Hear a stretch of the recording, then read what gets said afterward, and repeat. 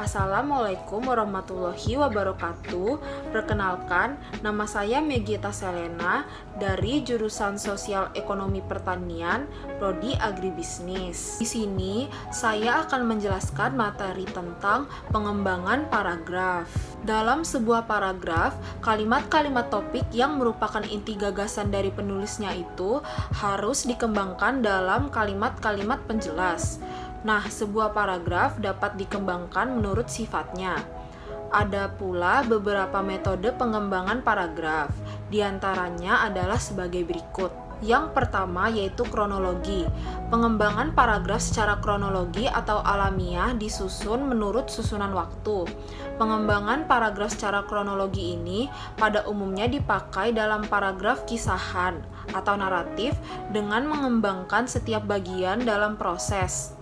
Pengembangan itu dilakukan dengan memberikan suatu peristiwa, membuat atau melakukan sesuatu secara berurutan, selangkah demi selangkah menurut perurutan waktu. Yang kedua yaitu ilustrasi. Pengembangan paragraf dengan ilustrasi digunakan dalam paragraf paparan atau ekspositoris untuk menyajikan suatu gambaran umum atau khusus tentang suatu prinsip yang dianggap belum dipahami oleh pembaca. Pemaparannya disajikan mengikuti kesan demi kesan yang ditangkap oleh indera penglihatannya. Kesinambungan antar bagian yang dipaparkan harus terjaga agar isi paragraf dapat dipahami dan diikuti oleh pembaca. Yang ketiga yaitu definisi.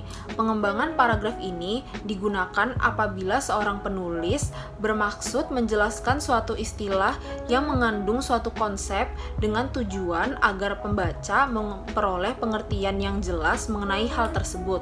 Istilah dalam kalimat topik dikembangkan dan dijelaskan dalam kalimat penjelas. Dalam pola ini, pikiran utama yang mengawali paragraf dikembangkan dengan memberikan definisi dari istilah inti dalam pikiran utama. Yang keempat yaitu analogi. Pengembangan paragraf secara analogi merupakan pengembangan paragraf dengan ilustrasi yang khusus. Pengembangan dengan analogi ini biasanya digunakan untuk membandingkan sesuatu yang tidak atau kurang dikenal dengan sesuatu yang dikenal baik oleh umum.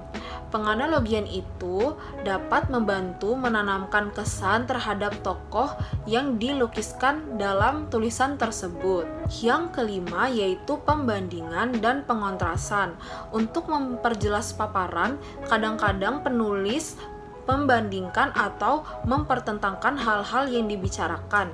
Yang dapat dibandingkan atau dipertentangkan adalah dua hal yang tingkatnya sama. Pembandingan dan pengontrasan merupakan cara yang digunakan pengarang untuk menunjukkan kesamaan atau perbedaan antara dua orang, objek, atau gagasan dengan bertolak dari segi-segi tertentu. Yang keenam ada sebab akibat. Dalam pengembangan ini, suatu paragraf mungkin berupa suatu sebab dengan banyak akibat atau banyak sebab dengan suatu akibat. Sebab akibat sebagai pikiran utama dapat dikembangkan pada bagian permulaan atau bagian akhir dari suatu paragraf.